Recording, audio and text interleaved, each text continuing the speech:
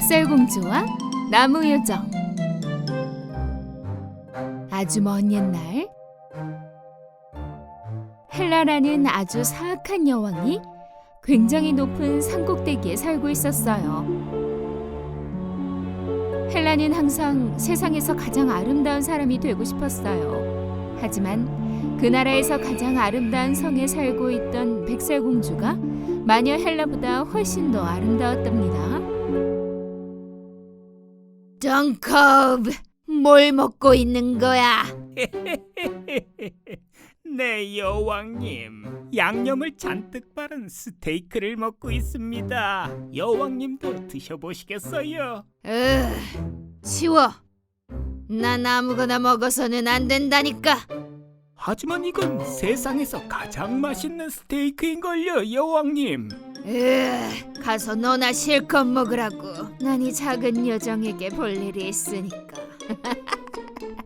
덩코브는 동굴의 구석으로 가서는 계속해서 맛있게 스테이크를 먹었어요.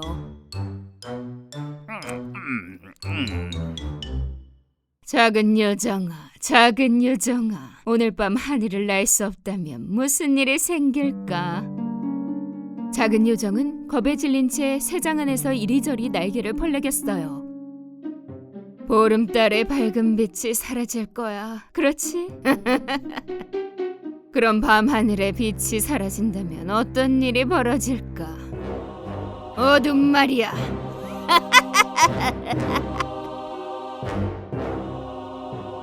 헬라는 요정을 자신의 동굴에 가둬버리고 밤하늘의 보름달까지 없애버리려는 계획을 세우고 있었어요.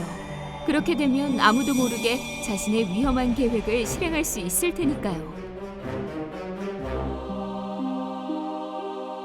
한편 백설공주의 가장 친한 친구인 일곱 난쟁이들은 하루 종일 광산에서 일을 하고서 밖으로 나오던 참이었죠. 그리고 숲을 지나서 성을 향해 가고 있었답니다.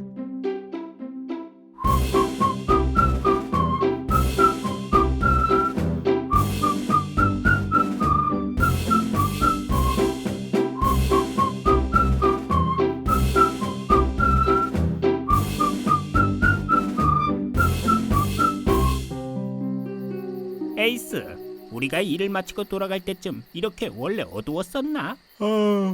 이제 아마 잠자리에 들 시간이 됐다는 뜻인가 봐요.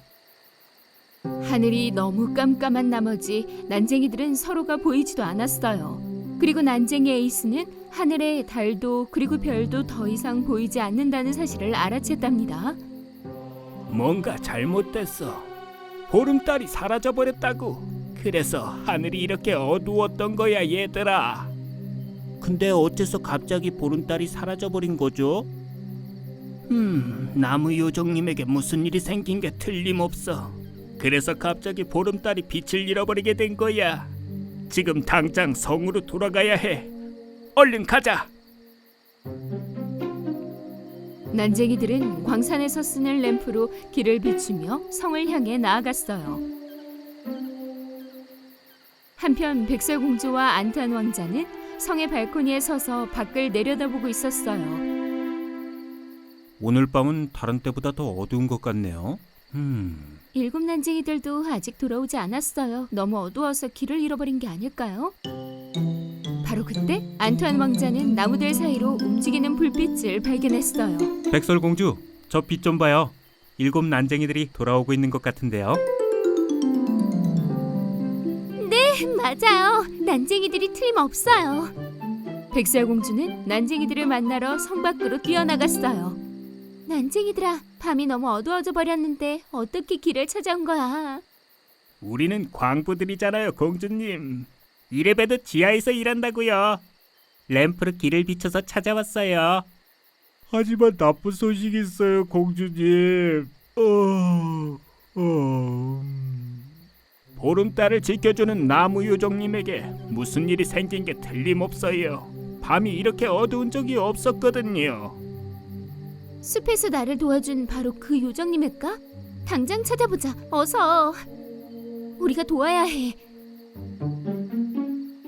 백설공주는 성에서 가장 오래되고 어두운 방을 향해서 뛰기 시작했어요. 그곳에는 항상 진실만을 말해주는 마녀 헬라의 마법의 거울이 있었답니다. 거울아, 거울아, 마법의 거울아, 보여주렴. 나무 요정님에게 무슨 일이 생긴 건지. 마법의 거울은 세장에 혼자 갇혀있는 요정의 모습을 보여주었어요. 어딘지 알겠어. 나무 요정님이 갇혀있는 곳 말이야. 바로 헬라의 동굴이야. 백설공주는 자신에게 무슨 일이 일어날지도 모르고 있는 나무 요정을 구하기 위해 큰 용기를 내어 말에 올라타고는 길을 나섰어요.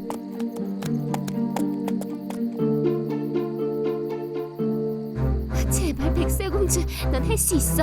어둠 따위는 전혀 무섭지 않다고. 가자. 하지만 프레고는 백설공주의 말을 듣지 않았어요. 무슨 일이야, 프레고? 너 무서운 거니? 프레고는 꼼짝도 하지 않았어요. 바보 난쟁이가 프레고의 앞에 서 있었거든요. 바보 난쟁아, 너 여기서 뭐 하는 거야? 혼자 헬라에게 가도록 내버려둘 수 없어요, 공주님. 보세요, 제가 램프도 가져왔어요. 백설공주는 바보 난쟁이도 말 위에 태우고는 다시 길을 떠났답니다. 아주 용기가 가상하구나, 백설공주. 두고 보자.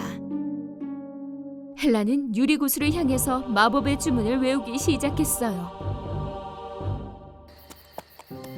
그러자 말 위에 올라탄 바보 난쟁이와 백설공주의 귀에 이상한 소리가 들리기 시작했어요. 이게 무슨 소리예요, 백설공주님? 어디선가 들려오는 이상한 소리는 바로 헬라의 마법이 조종하고 있는 담쟁이 덩굴뿌리에서 나는 소리였어요. 그리고 이 담쟁이 덩굴뿌리는 엄청난 속도로 자라나더니 바보 난쟁이와 백설공주를 휘감기 시작했죠. 하지만 프레고는 재빨리 몸을 피해서 마지막에 겨우 빠져나올 수가 있었답니다. 안 돼! 공주님, 공주님 도와주세요! 안 돼! 담쟁이 덩굴이잖아! 살려주세요! 프레고는 날카로운 눈초리로 담쟁이 덩굴뿌리를 바라보았어요. 그리고는 몇 번인가 말굽을 땅에 들인 후에 뿌리를 향해서 속도를 내기 시작했죠. 마침내 프레고는 마법의 담쟁이 덩굴뿌리 위를 밟아버릴 수 있었답니다. 그러자 마법이 풀려버린 담쟁이 덩굴의 뿌리는 곧 자취를 감추고 말았어요. 백설공주와 바보 난쟁이를 감싸고 있던 덩굴들도 사라져버리고 말았죠. 고마워, 프레고. 정말 대단했어. 자, 가자, 바보 난쟁아. 우리 가서 나무 요정님을 구해야 해. 헬라는 덩코브와 함께 어둠의 거울 앞에 서 있었어요. 백설공주는 담쟁이 덩굴에서 절대 빠져나오지 못할 거야. 내가 이 세상에서 가장 아름다운 사람이 되는 거야. 그럼요, 여왕님. 마법의 덩굴이 벌써 백설공주를 없애버렸을 테니까요. 그러는 동안 백설공주와 바보 난쟁이는 벌써 헬라의 동굴에 도착했어요. 그리고는 조심조심 아무도 몰래 동굴 안으로 들어가서 구석에 있는 세 장을 발견했답니다. 바보 난쟁아, 넌 여기 있어. 조용히 하고 있어야 돼. 알겠지? 백설공주는 헬라와 덩코브에게 들킬세라 살금살금 세 장을 향해 걸어갔어요. 그리고는 세 장을 덮고 있던 커버를 치우고는 문을 열어주었죠. 그러자 나무 요정은 세 장 밖으로 나와서 백설공주의 어깨 위로 사뿐히 내려앉았답니다. 백설공주는 다시 바보 난쟁이가 있는 곳으로 걸어갔어요. 그리고 모두 함께 동굴을 빠져나오려는 바로 그 찰나 바보 난쟁이의 발이 돌부리에 걸려서 넘어지고 말았어요. 그러자 조용했던 동굴 안의 정적이 깨지고 말았답니다. 대체 무슨 소리야? 무슨 소리가 났나요? 저들이 눈치챘을 거야. 얼른 뛰어. 가자. 헬라는 동굴을 빠져나가고 있는 백설공주와 바보 난쟁이를 보았어요. 백설공주, 담쟁이 덩굴에서 어떻게 빠져나온 거지? 그 후 헬라는 비어있는 세 장도 발견했어요. 너무 요정까지 데리고 가버렸잖아. 덩코브, 놓쳐서는 안 돼. 덩코브는 백설공주 일행을 쫓아갔지만 그들을 잡기엔 역부족이었어요. 한편 백설공주와 바보난쟁이는 나무요정을 데리고 프레고에 올라탄 후 동굴을 빠져나가고 있었답니다. 이런 안 돼. 또 이럴 순 없어. 다시 놓쳐버렸잖아. 세상에서 가장 예쁜 여자는 이 헬라님이어야 하는데 말이야. 백설공주는 숲에 도착하자 프레고를 멈춰 세웠어요. 자, 이제 자유예요, 나무요정님. 얼른 날아가서 보름달을 밝혀주세요. 백설공주는 손을 들어 나무요정을 하늘로 날려보냈어요. 그러자 나무요정은 날개를 움직였고 별들은 다시 빛나기 시작했죠. 그리고 마침내 보름달도 잃어버렸던 밝은 빛을 되찾을 수 있었어요.